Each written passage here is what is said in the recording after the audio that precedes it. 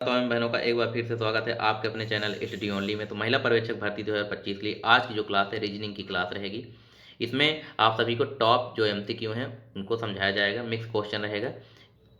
और अगर बात करें आपके सभी एग्जाम के एनालिसिस में ज़्यादातर जो क्वेश्चन देखने को मिले हैं वेन डायग्राम से क्वेश्चन देखने को मिले हैं, और वेन डायग्राम के अलावा ब्लड रिलेशन से, तो वही सारे क्वेश्चन इसमें आपको करवाए जाएंगे। ठीक है। और जिन माताओं बहनों को ये क्लास पसंद आती है वो लोग चैनल को सब्सक्राइब और वीडियो को लाइक जरूर कर लें, और साथ ही बेल आइकन भी प्रेस कर लें, क्योंकि हम आप सभी के लिए महिला पर्यवेक्षक भर्ती 2025 से रिलेटेड सभी सब्जेक्ट की क्लास और साथ ही एनालिसिस भी लेकर जरूर आते हैं।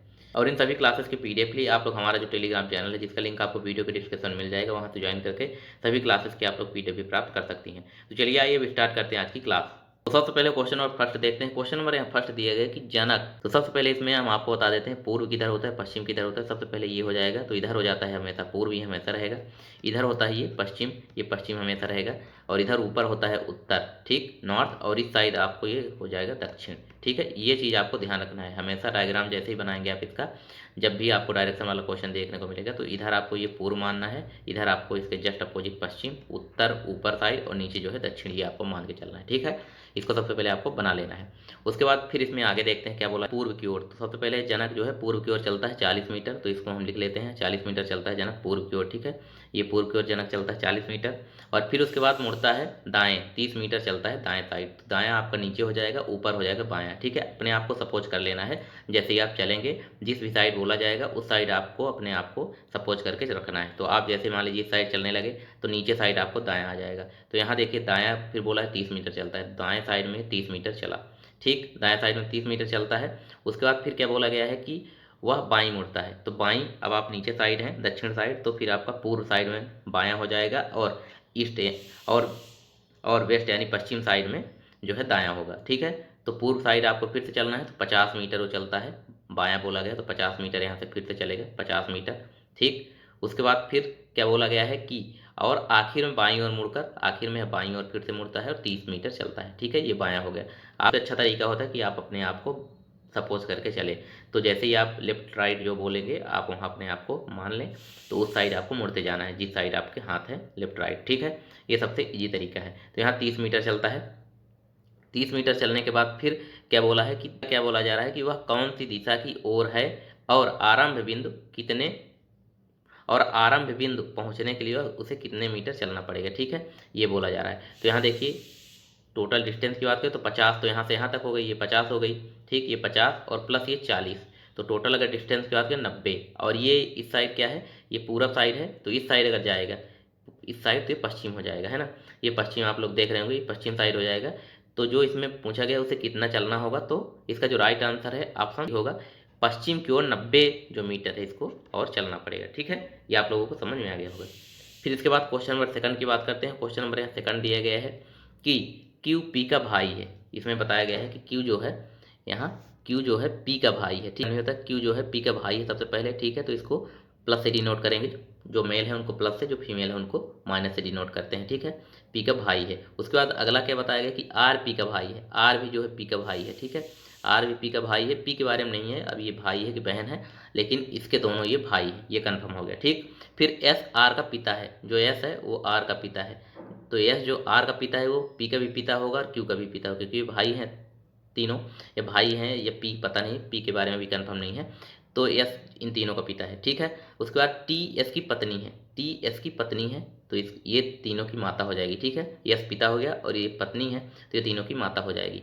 फिर पी टी से किस प्रकार संबंधित है, जो पी है वो टी से किस प्रकार संबंधित है, तो पी जो है या पुत्र है या पुत्री, इसके बारे में कंफर्म नहीं बताया गया। तो इसका जो राइट आंसर ऑप्शन सी होगा, यानी कि यह पुत्र हो सकता है, पुत्री हो सकती है, माता है, और यह इसके बारे में कंफर्म नहीं है पुत्र है कि पुत्री, लेकिन दो में से कुछ भी एक होगा। ठीक है, इसका राइट आंसर ऑप्शन सी हो जाएगा। और थर्ड की बात करते हैं। क्वेश्चन नंबर थर्ड दिए गए, यदि पी का अर्थ गुणे है।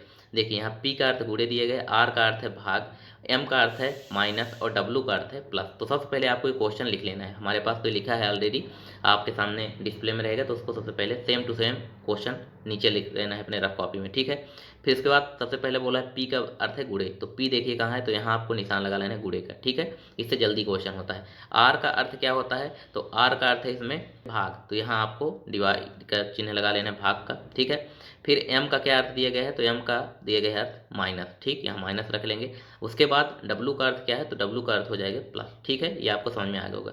फिर आपको यहाँ आप नीचे लिख लेना है 20 फिर भाग लगा के भागे का चिन्ह, 5, 5 के बाद आपको यहाँ प्लस का चिन्ह है, प्लस लगाना है, फिर आपको 12, 12 के बाद माइनस, माइनस के बाद फिर आपको 3, 3 के बाद इंटू करके 4 लगाना है, ठीक है, क्योंकि लिखा है।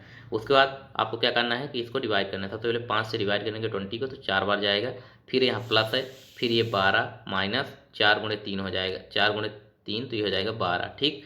तो ये 12 4 16, तो 16 माइनस 12 करेंगे, 16 माइनस 12 तो कितना हो जाएगा, इसका आंसर जो है 4 आएगा, ठीक। इसका राइट आंसर ऑप्शन ए हो जाएगा 4। आ गया आप लोगों को।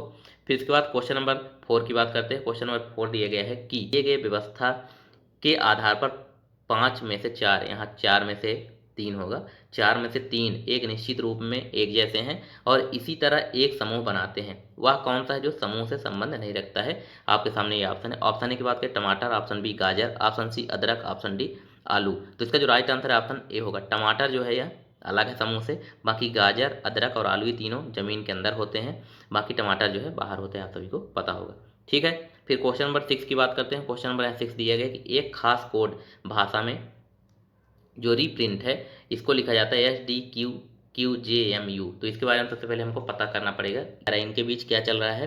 तो इनके बीच क्या -1 है, +1 है, +2 है, तो सीरीज हम सबसे पहले इसमें पकड़ेंगे फर्स्ट वाले में। तो यहाँ सबसे पहले देखिए R दिया गया है, R के बाद E है, E के बाद P है, P के बाद R, P के बाद फिर R है, R के बाद I है, N है और T है, ठीक है। इसके बाद R के नीचे अगर बात करें तो S दिया गया है, E के नीचे D है, P के नीचे Q है, R के नीचे भी Q है और फिर यहाँ I के नीचे J दिया गया है और N के नीचे M है और T के नीचे U है, ठीक है। तो इनके बीच में कॉमन क्या चीज़ है वो देखते हैं। R के बाद सीधे S है यानी कि +1 इसमें हो रहा है और फिर बाद D है यानी कि इसमें -1 हो रहा है, ठीक है। फिर P के बाद फिर से Q है तो यहाँ +1, फिर R के बाद Q है यानी -1। तो इसमें जो सीरीज चल रही है +1 -1 +1 -1, ठीक है, ये आपको ध्यान रखना है। तो सेम टू सेम अब हम RTH यानी अर्थ EARTH, तो इसके लिए सबसे पहले E के बाद आएगा F, ठीक है, +1 हो जाएगा, E के बाद F आएगा, फिर A के बाद अगर माइनस में करें, A के बाद -1 करें तो इसमें आएगा Z, ठीक है, -1 आएगा Z, फिर R के बाद S आएगा +1, फिर T के -1 करेंगे तो यहाँ आ जाएगा S, ठीक है, फिर से S के बाद T आता है तो -1 हो जाएगा। H के बाद बात करें तो H +1 क्या होगा I, ठीक, तो ये क्या बन जाएगा आपका +1 यहाँ रहेगा। तो ISSZF इसमें कौन सा ऑप्शन सही है, आई देखिए ISSZF, तो इसका जो राइट आंसर ऑप्शन सी हो जाएगा, ठीक है। ये सीरीज इसमें चल, इस प्रकार से आपको ये सारे क्वेश्चन करना है, इस प्रकार से लिख लेना है, फिर नीचे आपको बनाना है प्लस माइनस जो भी चलता रहेगा एक कॉमन सीरीज में जो इसमें चलेगा फर्स्ट वाले में सेम टू सेम वही सेकंड वाले में बना के आपको आंसर करना है, ठीक है। फिर इसके बाद क्वेश्चन नंबर 5 की बात करते हैं। क्वेश्चन नंबर 5 दिया गया है कि 49 विद्यार्थियों की एक कक्षा में मयंक आरंभ से 18वें स्थान पर है और अंतिम से उसकी क्या रैंक है। एक कक्षा में बात करें, टोटल अगर बात करें तो इसमें 49 विद्यार्थी हैं, ठीक है, टोटल ये 49 विद्यार्थी हैं, ये एक नंबर हो गया, ये नीचे 49 विद्यार्थी हैं। अगर इसमें मयंक की बात करें तो मयंक जो है 18 यानी 18वें नंबर पर है, 18वें नंबर पर है और अंतिम से उसकी यहाँ फर्स्ट से 18वें नंबर पर है तो उसकी अंतिम से नीचे से उसकी क्या रैंक होगी। तो यहाँ अगर 49 49 में 18 माइनस कर देंगे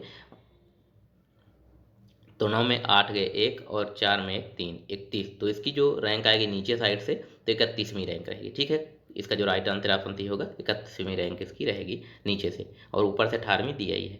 फिर इसके बाद क्वेश्चन नंबर 7 की बात करते हैं। क्वेश्चन नंबर 7 दिया गया है कि ABCDEFG और H एक वृत्त के आसपास बैठते हैं और केंद्र की ओर देखते हैं। सबसे पहले इस प्रकार के क्वेश्चन में आपको एक सर्कल बना लेना है। तो इसमें बोला जा रहा है कि ये सभी केंद्र की ओर मुख करके बैठते हैं, तो 8 है इसमें, तो 2 3 4 5 6 7 8, ठीक है, 8 लोग हो गए। फिर इसके बाद इसमें आगे बोला है कि ए जो है AE जो कि C और G का पड़ोसी है, E इसमें बोला जाए, E जो है वो C और G का पड़ोसी है, ठीक है, ध्यान रखना, C और G का पड़ोसी है E, ठीक।